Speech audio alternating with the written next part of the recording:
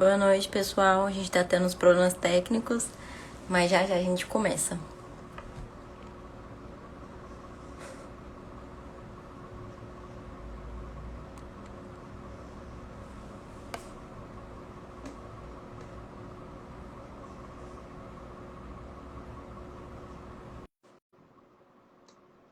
Eu aceitei, mas aí...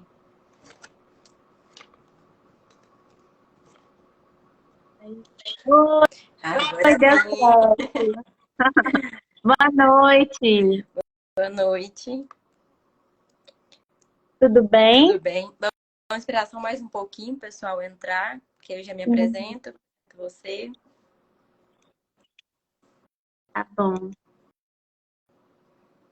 Tirar um pouco dessa luz aqui. Acho que agora ficou bom.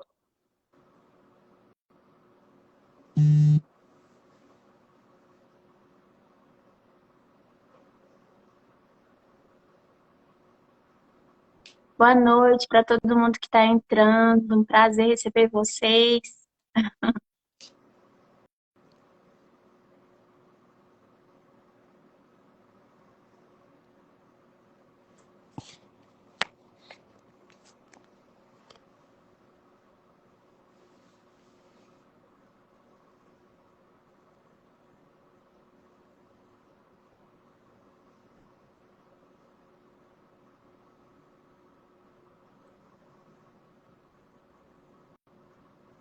Estou à disposição, na hora que você quiser começar, senão depois a live cai. Sim, não, é verdade. Não, vamos começar então. Eu vou me apresentar primeiro. Você quer que eu te apresente ou você pode se apresentar? Não, à vontade. Pode fazer como você está acostumado. Tá. Então, o meu nome é Flávia, eu sou estudante de enfermagem, estou no oitavo período e hoje a gente está com a live no nosso Insta do projeto 365 Dias do Bebê. E a nossa live hoje vai falar sobre a primeira consulta com odontopediatria e o que envolve o decorrer desse um ano da criança. A gente convidou a doutora Paula, que ela tem 25 anos de formada já, ela é odontotista, ela é odontopediatra, tem especialização na área. Ela atua um pouquinho na área de atenção à saúde. Ela é mestra e doutora pela USP de Ribeirão Preto, coordenadora, professora em alguns cursos de especializações de odontopediatria. E ela também atende na clínica Neo Odonto em Uberaba.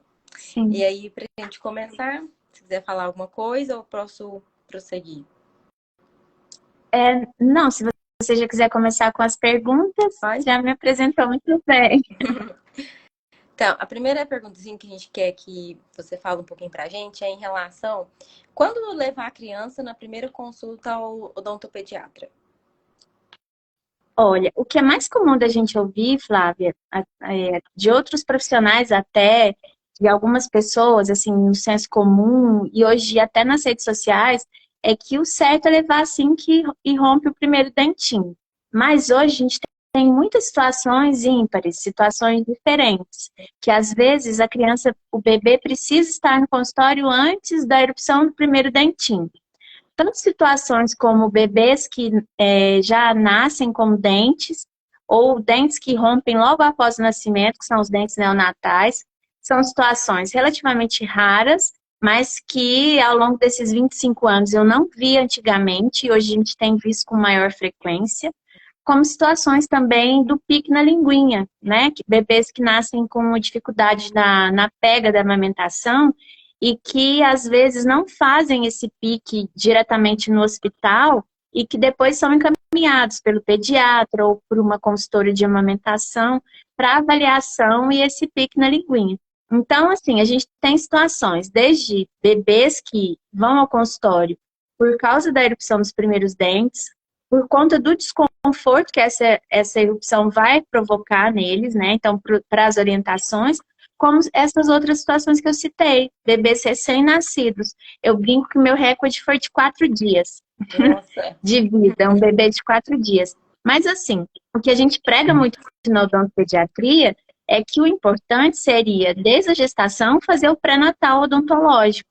Porque ainda gestante, a gente pode passar orientações para essa mãe, que é uma fase da vida que ela está muito mais receptiva a receber essas informações, a captar essas informações, colocá-las em prática, tanto na saúde da boca da mãe, né? Assim, a saúde alimentar também, que vão influenciar na saúde do bebê, né? Então, o ideal seria esse pré-natal.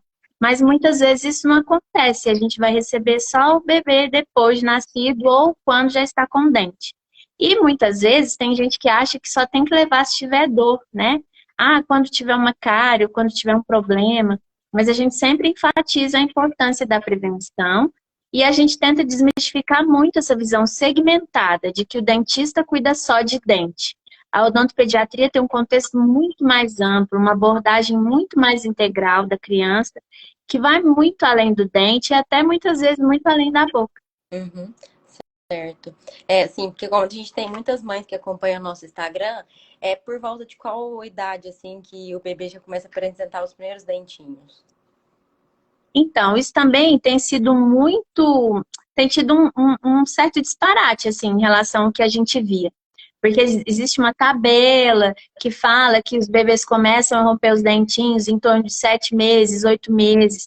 Mas hoje em dia a gente tem visto bebês de 4 meses que já começam essa erupção, como bebês de 1 ano, que às vezes ainda estão sem dentes, né? E que as mães às vezes ficam muito preocupadas, com medo do bebê não ter dente. O que a gente enfatiza muito é que um atraso ou um adiantamento de até 6 meses é natural. Porque cada criança tem um desenvolvimento específico, individual. E a vinda dos dentes, assim como a troca deles, ela obedece muito mais à idade óssea do que à idade cronológica. Então, aqueles bebês que estão sempre abaixo da curva de crescimento, da curva de desenvolvimento que tem lá no cartãozinho de vacinação, ou muito acima dela, pode ter um adiantamento ou um atraso na troca dos dentes. E assim, a tendência, né, das mães, né, ou às vezes até de outros profissionais, é comparar. Ah, esse bebê tem 7 meses, aquele também, esse tem dente, esse não tem, mas tem as especificidades. E isso sem contar nos fatores sistêmicos, fatores fisiológicos, por exemplo, aí isso seria até mais na troca, mas alguns fatores, como por exemplo, diabetes, pode ter, acelerar a troca, problemas endocrinológicos, né, é muito ligado à parte hormonal.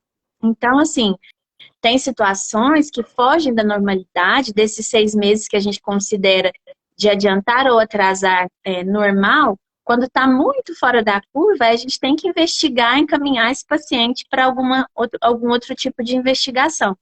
Mas a idade óssea é um fator bem, assim, ponderante, assim, em relação a tudo isso. Sim. E aí, assim, esse período antes que não tem, antes que de ter dentinho e após, são os cuidados, assim, básicos que a gente, com a mãe deve ter com o bebê? Então, quando o bebê só amamenta no peito, não tem necessidade de uma limpeza muito rotineira na boca desse bebê. Porque o leite materno contém imunoglobulinas que vão ter fatores de proteção ali na boca daquele bebê.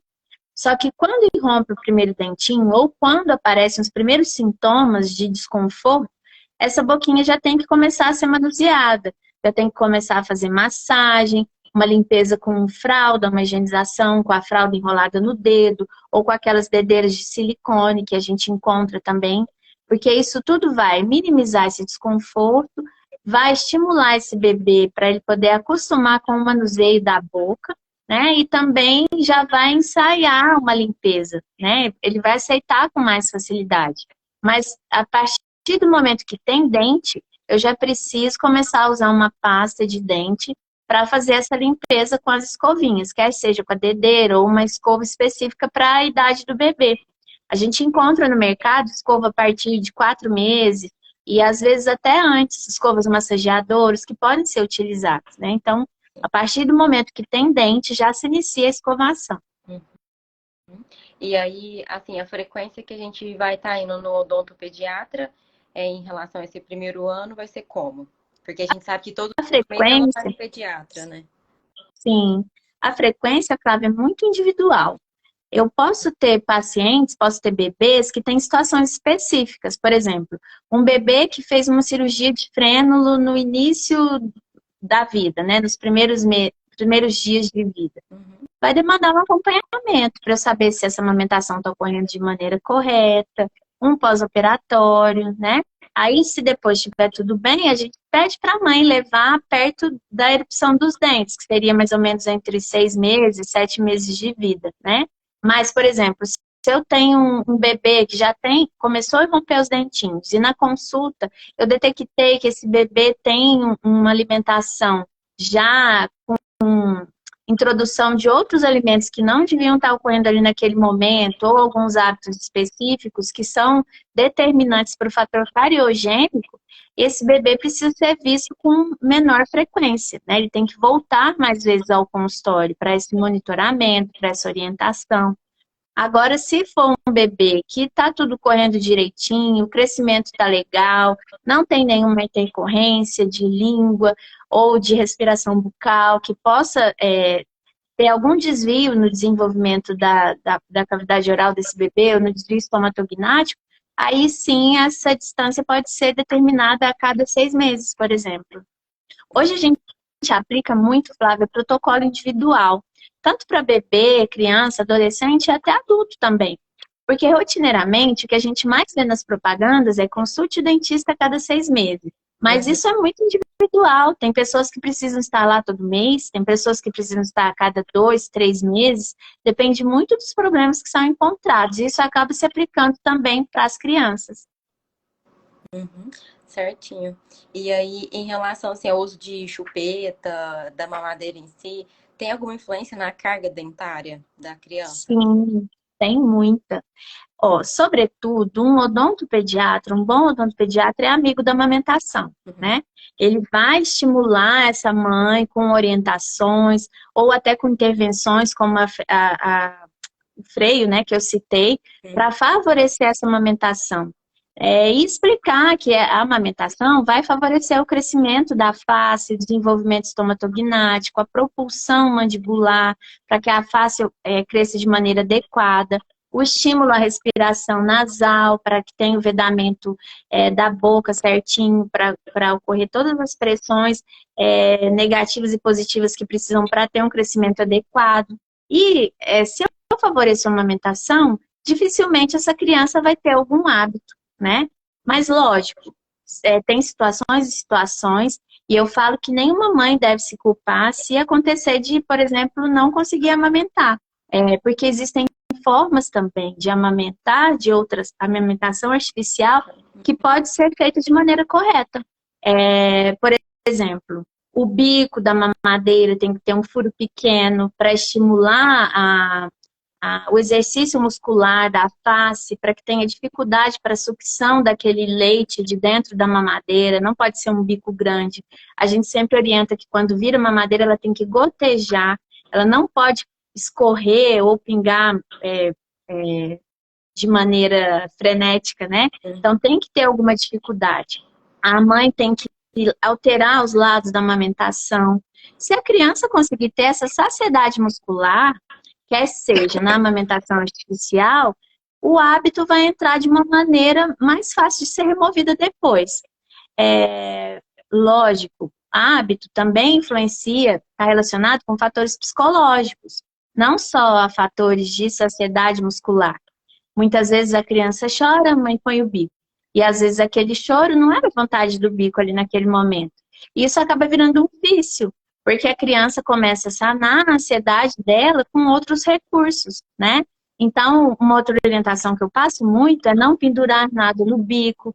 Eu brinco que as fábricas, as indústrias não ajudam, né? Agora lançaram umas naninhas enormes que tem cabeça dura, que você pendura no bico. Aquilo exacerba o peso que a chupeta vai ter na boca e acaba alterando ainda mais o efeito que ela poderia causar. Então, eu falo, bico não fica pendurado. Bico é uma negociação. Ele tem um momento que é importante ali para a criança, para aquela saciedade, para aquele conforto. Mas eu sempre falo para as mães, a diferença entre o remédio e o veneno é a dose. Se você deixar de maneira descontrolada, depois esse hábito vai ser mais difícil de tirar. As consequências que ele vai causar vão ser maiores, porque altera a postura de língua, causa mordida aberta, a maxila fica mais profunda, né? O palato fica ogival, influencia também na parte respiratória. Então, é uma série de consequências. Não é só um problema estético, de você olhar a criança e ver a mordida aberta, mas tem outras consequências que ele vai implicar também no crescimento facial. E assim, algumas mães têm a dificuldade de remover o hábito, tem circunstâncias específicas de crianças que têm fatores psicológicos envolvidos em relação à remoção do hábito, mas o quanto antes você conseguir remover, melhor. Porque se o crescimento da face daquela criança ia ser 100%, com um hábito junto de sucção, quer seja bico ou dedo, eu não vou conseguir atingir o 100% de eficácia que aquele potencial genético poderia me dar. Eu vou ter alguma sequela em relação a isso. Ah, mas não dá para consertar uma mordida aberta com aparelho? Dá, mas até lá, o que eu perdi em relação à parte respiratória desse paciente, a desenvolvimento da face, a desenvolvimento de tonicidade muscular? Algumas crianças que prolongam o hábito, ou prolongam até o uso da mamadeira de maneira incorreta, elas não criam uma competência muscular mastigatória. Então, vira aquela criança que a mãe fala assim, ele não gosta de carne cozida, só come carne moída. Mas esse não gostar implica uma incompetência muscular, ele não consegue mastigar. Porque se ele for mastigar alguma comida fibrosa, ele precisa controlar a mastigação, respiração, e esses músculos precisam estar em sincronia. Se eu não trabalhei esses músculos para que isso acontecesse, ele não vai conseguir. Então, ele deixa de lado. E aí, para a mãe, isso vira um não gostar daquilo. Mas, na verdade, não é não gostar, é porque ele não consegue. Então, inconscientemente, ele larga de lado e não experimenta, porque ele precisa controlar a mastigação com a respiração e ele não dá conta. Então, assim, acaba implicando numa série de fatores que tem que ser observados. E que nem eu falei no começo da live, da visão segmentada, de achar que o odontopediatra vai olhar só dente, que eu preciso levar essa criança lá a hora que tiver um dente, não é. Sem os dentes, quando a criança muda a fase alimentar, que o pediatra no consultório orienta muito bem, com muita capacidade, o odontopediatra também pode complementar isso, com orientação mastigatória, mostrando a importância da alimentação fibrosa, dura e seca, mostrando como que isso interfere no desenvolvimento da musculatura, né? Então, assim, uma série de coisas a gente pode observar. Uma criança respiradora bucal, por exemplo, ela vai ter alteração de postura, ela vai ter alteração mastigatória, ela vai ter uma série de intercorrências que vão interferir no crescimento desse arco. E se eu intervir com orientações que podem ser seguidas na mais tenra idade, eu vou evitar problemas maiores mais para frente, né? Então, acaba sendo uma visão integral mesmo, né? Que a gente pode abordar junto com o paciente e contribuir para o desenvolvimento dessa criança.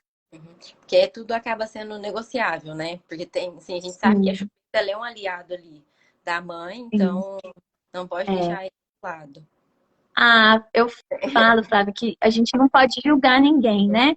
Porque hoje em dia as mães trabalham, têm uma rotina diferenciada, nem sempre tem a colaboração do pai ou de uma outra pessoa que possa auxiliar. E, na verdade, ela quer dormir, né? Coloca o bico na boca do neném e pronto, eu preciso dormir que amanhã eu tenho que trabalhar. Mas isso pode ser feito com parcimônia, pode ser feito com limite, pode ser feito com negociação, da mesma forma que você falou. Porque se eu criar esse hábito a princípio, isso virar rotina, depois ela perde o controle até de outras coisas, não é só da chupeta, né? Sim, exatamente. E, assim, eu acho que é quando a criança já tem os dentinhos e tudo, em relação ao uso de fórmula. E se vai, assim, a fórmula, o uso dela vai aumentar, vai fazer que aumente cáries dentárias, ou se não tem relação nenhuma. Sim, na verdade, as fórmulas muitas vezes são dadas de diversas maneiras, né? Tanto eu tenho situações que o paciente usa a fórmula em si, que é preconizada pelo pediatra, como pessoas que colocam ingredientes a mais na fórmula, que a tornam muito mais cariogênica do que se ela fosse dada pura, né? E então, assim, tem que ver as individualidades de cada caso, de como essa fórmula está sendo administrada. E se a mãe consegue fazer uma escovação. É muito difícil você dar uma mamadeira para o bebê, ou mesmo dar o peito e acordar o bebê para escovar o dente, porque geralmente o bebê adormece. Uhum. Mas a melhor escovação do dia tem que ser a escovação noturna. Então, mesmo antes de dar a fórmula ou antes de dar a última mamada, faça uma boa escovação, uma boa higienização na boca do seu filho. Pasta de dente com flúor, numa quantidade adequada. Os bebês, a gente fala que é um grão de arroz cru, sabe? É um trisquinho mesmo, é muito pouco. Aquela propaganda que a gente vê enchendo de creme dental na pasta, aquilo lá é para vender produto. Uma pasta, um tubo de pasta de dente para uma criança, gente, dura uma eternidade se você usar a quantidade adequada. Existe a preocupação das mães de ingestão do flúor, mas o flúor só causa algum problema em contato com a corrente sanguínea. É o flúor sistêmico que é o flúor que nos preocupa mais, que hoje em dia nem é administrado mais nas gestantes, como era antigamente. O flúor de uso tópico da pasta, mesmo que tenha uma pequena ingesta da criança, a criança sempre escova os dentes de estômago cheio. Isso não vai ter nenhuma absorção que cause algum problema. Lógico, se a mãe esquecer o tubo e o menino comeu o tubo de uma vez, talvez ele vai ter uma intoxicação estomacal, né? Não vai ser legal. Mas, assim, usando a quantidade adequada, não vai causar nenhum problema. E, assim, é essencial, porque é um meio de prevenção que a gente tem, acessível, de fácil uso, de fácil manuseio, né? E que tem uma eficácia comprovada cientificamente, né? Então, é importante que se faça uma boa escovação antes dessa última mamada e não se acrescente outras coisas na fórmula, porque eu já vi bebê mamando mucilon com farinha láctea, Neston, tudo misturado para dar sustância, sabe? Uhum. O bebê chega lá parrudinho, parecendo que engoliu espuma e a boca toda cheia de cárie. Então, assim, não é legal. Criança chora para escovar o dente. É um jeito dele manifestar, né? Eu falo que as crianças não sabem verbalizar o descontentamento.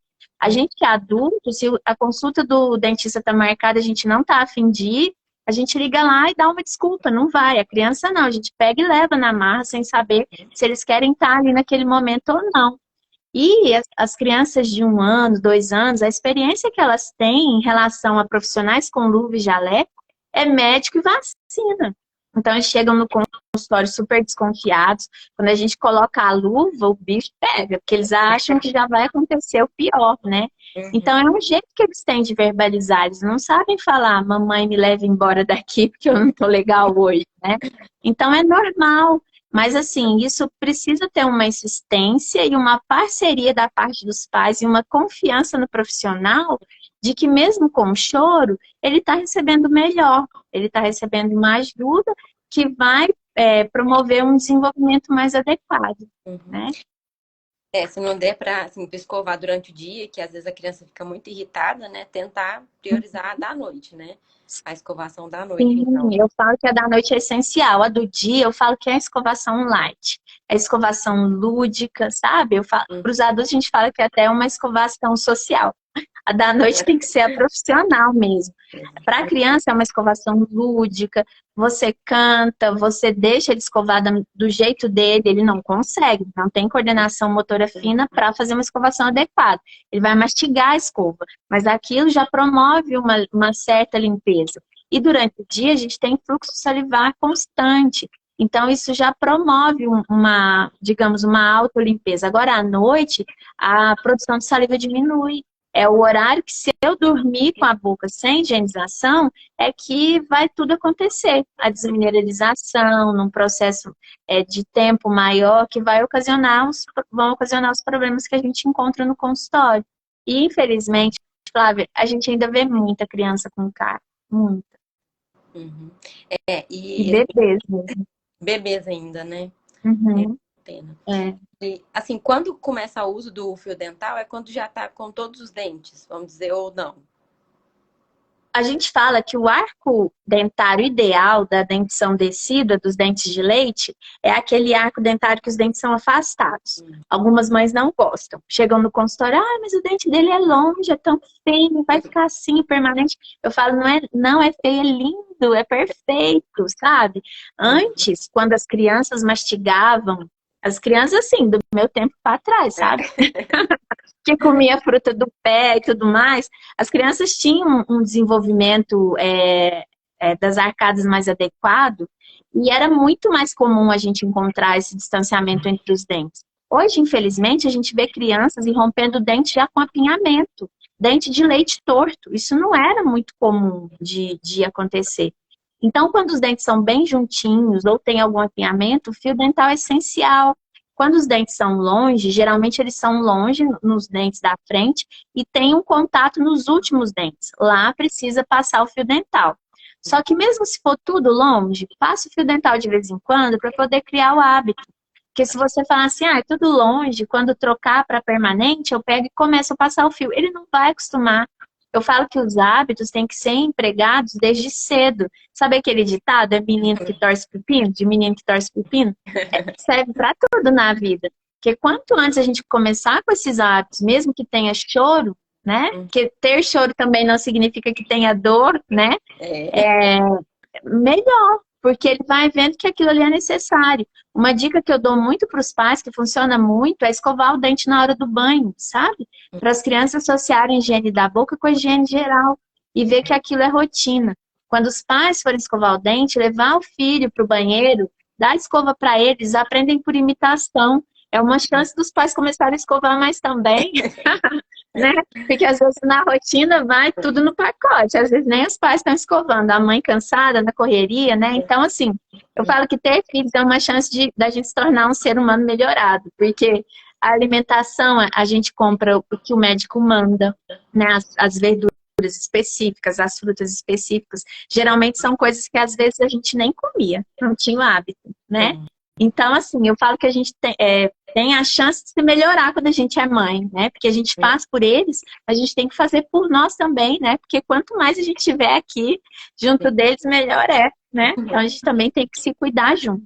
É importante. Importante mesmo, muito importante. E em relação, quando começa a introdução alimentar, assim, a gente sabe que logo ali no início é aquela papinha mais amassada e tudo, mas quando tiver ali com os 8 meses, é interessante oferecer, assim, em pedaço o alimento para a criança, para essa parte essencial, essencial. Hoje em dia a gente vê muito falar da alimentação BLW, né?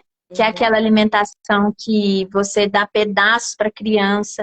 Você coloca a comida no cadeirão ali, deixa a criança pegar a comida,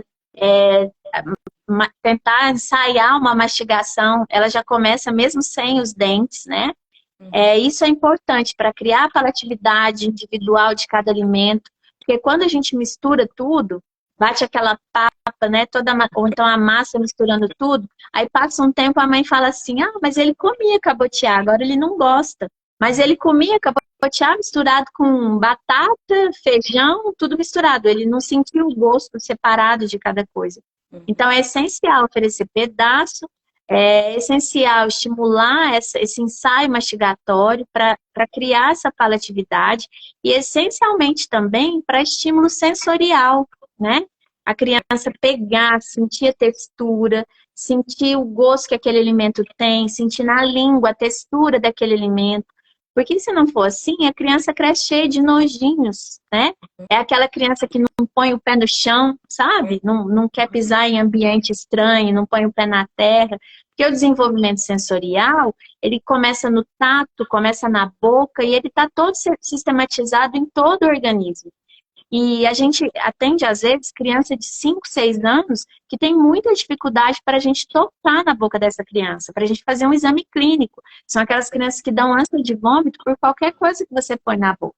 Aí você vai investigar na anamnese, são crianças que não comem de tudo, que são extremamente seletivas, que gostam que passa tudo na peneira, né? Que não gosta de pedaço, de nada. Então, geralmente, ela tem uma musculatura pobre, ela tem uma hipotonia muscular, ela tem a parte sensorial com alguma defasagem, não só em termos palatais, mastigatórios, mas o sensorial como um todo. É aquele paciente que a gente tem que encaminhar para fono, para exercício de musculatura, para terapia ocupacional, para poder estimular essa parte sensorial, né? Então, assim, criança precisa se sujar, sabe? Na hora de comer, precisa sentir a comida, né? Então é importante. Tem umas mães que ficam apavoradíssimas quando veem os vídeos de BLW, porque tem criança que acaba pondo um pedaço muito grande na boca e você vê a criança lá meio regurgitando. Mas é incrível, assim. Na verdade, eles fazem isso e eles mesmos dão um jeito e aí continuam comendo. Lógico, tem que ficar perto, né? Tem que ficar perto para uma emergência, mas precisa ter a calma da mãe também. Porque se você vê a criança lá dando ânsia de vômito e começa, ai meu Deus do céu, sabe aquele grito desesperado? O menino assusta, chora, nunca mais vai comer aquilo que estava na mão dele, porque ele vai associar com o espanto da mãe, né? Sim. Então precisa ter, de certa forma, uma serenidade também para a introdução alimentar, ter tempo. Lógico, né? Que nem eu falei das mães ocupadas, eu sou uma delas, né? Também me coloco junto, né? Eu também. Assim, mas pelo menos o início da refeição, sabe? Um início da refeição mais calmo. Senta junto, come junto, para ele ver que você também faz aquilo, que tá junto à mesa. Aí tá, passou, sei lá, 5 minutos, 10 minutos da refeição, 10 minutos, precisou misturar, agiliza. Ou deixa alguém terminar aquilo. Mas precisa ter um momento, sabe? Ter um momento de degustação, né? Da comida para poder criar esse gosto pela comida, né? Exatamente. E assim, pra gente ir finalizando, quem tiver dúvida pode mandar. Uma dica que você pode dar pra gente sobre pra mãe, o que ela deve falar pra criança quando vai, que até como neném a gente conversa, né? Mesmo que a criança não conversa, mas a gente fala pra ela. É uma dica que você vai levar ela no dentista, às vezes a criança já fica irritada, às vezes quando tá com 1 ano já entende mais e não quer ir. Aí qual dica você dá pras mães que pode fazer, e até como Uma profissional? dica essencial que eu dou para as mães é mesmo que você tenha medo de dentista, não passe isso para o seu filho, sabe? A sua experiência é sua. A odontopediatria mudou muito. Não é mais a mesma, sabe? É diferente. Dá uma chance para o seu filho experimentar uma odontopediatria nova. Tenha credibilidade em relação ao profissional que você vai levar. Procure saber informações, tenha confiança na pessoa que você está indo, sabe? Converse, dialogue, troque ideia, peça ajuda. É diferente, porque às vezes a gente tem aquelas situações, ó. Te falei que se você não ficasse quieto, eu te trazendo dentista, isso é terrível, claro. O menino já chega lá desconfiadíssimo. Teve um dia que eu atendi uma paciente que já era minha paciente há muito tempo. E ela estava com umas retenções prolongadas, sabe? Quando o dente de leite não cai e o outro já começa a romper. É muito comum também hoje em dia isso. E ela nunca tinha precisado passar por nenhum procedimento de dor. Como ela tratava desde pequena, ela só ia fazer prevenção. E nesse dia da extração, ela chegou assim, muito assustada e não queria sentar na cadeira e deu muito trabalho. E era um procedimento mega simples, assim, que dava para fazer com anestésico top. Aí eu conversei com ela, eu falei, por que que você fez isso hoje? A tia te conhece há tanto tempo, né? A gente já tem uma amizade, você veio aqui, nunca sentiu dor. Eu te falei que não ia doer, doeu? Não, não doeu. Mas por que que você agiu dessa forma?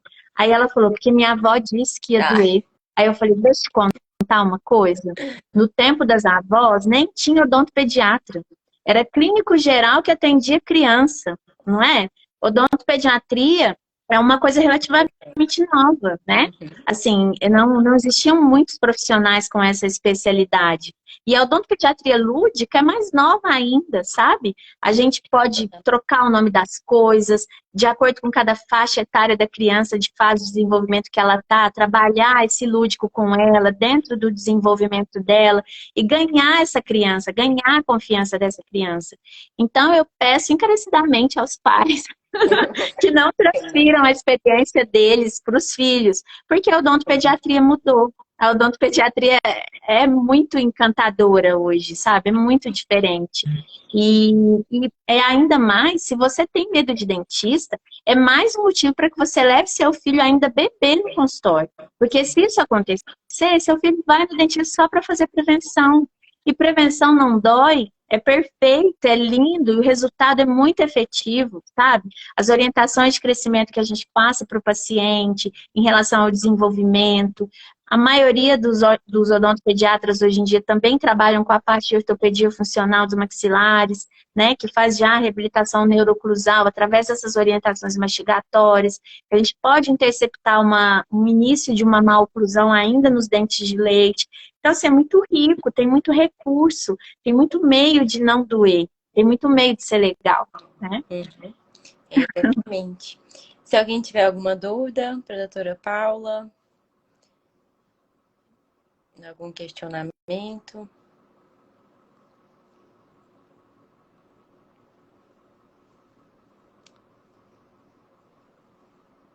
Acho que ninguém tem pergunta. É.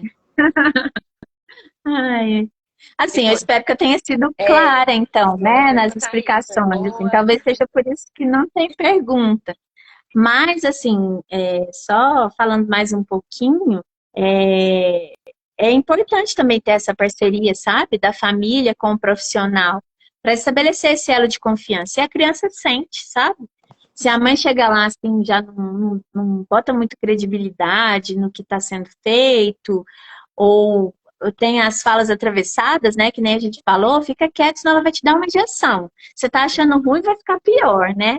Então, essas coisas não funcionam, né? Ali também é um ambiente de trabalho do profissional, que o falo ali, naquele momento, é dele, né?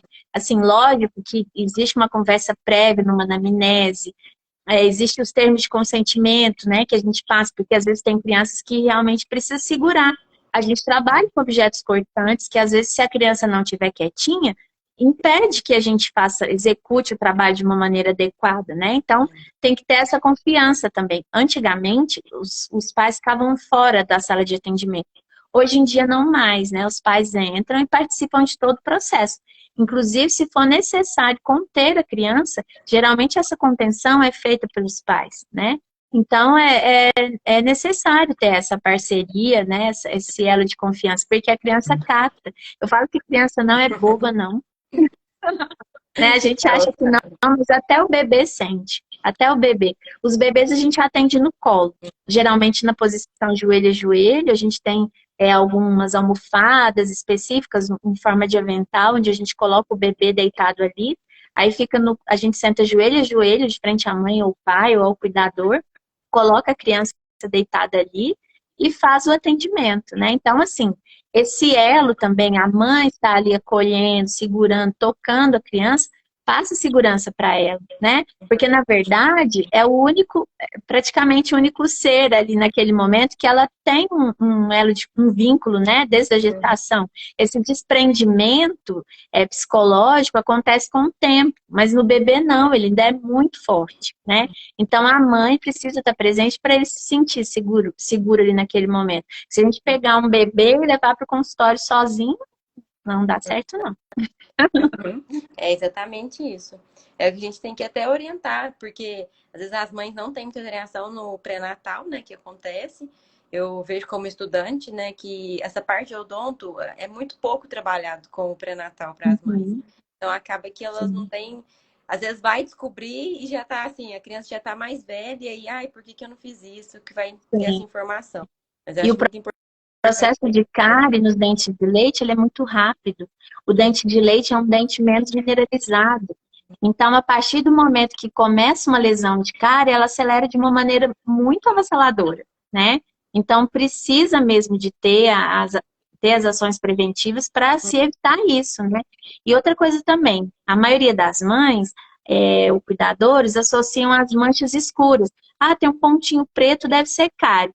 Cuidado com as manchas brancas. As manchas de desmineralização, que são manchas brancas, são as piores, porque indicam um processo de cárie ativo. Geralmente, as manchas escuras indicam um processo de cárie crônica, uma cárie estacionada, que não significa que não precisa de tratamento. Lógico que precisa sim, porque se houver alguma desbiose, algum desequilíbrio na cavidade oral dessa criança, ou para de escovar, ou começa a ter alguma alimentação diferente, ou algum problema sistêmico, por exemplo, um refluxo que vai causar uma acidez, essa cárie que estava estacionada, ela reativa e acelera de novo. Então, precisa ter controle em qualquer uma das duas formas. Mas as manchas brancas são as piores. Então, muitas vezes, as manchas brancas começam, as mães não conseguem visualizar, e aí, quando o dente começa a fraturar, ou já está com aquela mancha escura, tentando recuperar do processo, que a mãe vai levar no consultório. E às vezes a gente escuta muita fala do tipo, o dente nasceu assim, nasceu e já começou a quebrar, foi desfarelando, porque tomou antibiótico. É outro mito também, né? Na verdade, o antibiótico em si, os de hoje em dia não causam tantos problemas. O problema é a quantidade de açúcar que tem nele, sabe? Tem uma quantidade de açúcar cavalar para minimizar o gosto. E muitas vezes tem aquelas seringuinhas, né, de aplicação, a criança está dormindo, a mãe abre assim um cantinho da boca, e o menino só dá uma bicadinha e continua dormindo, aquele açúcar fica ali. Então tem que controlar os horários de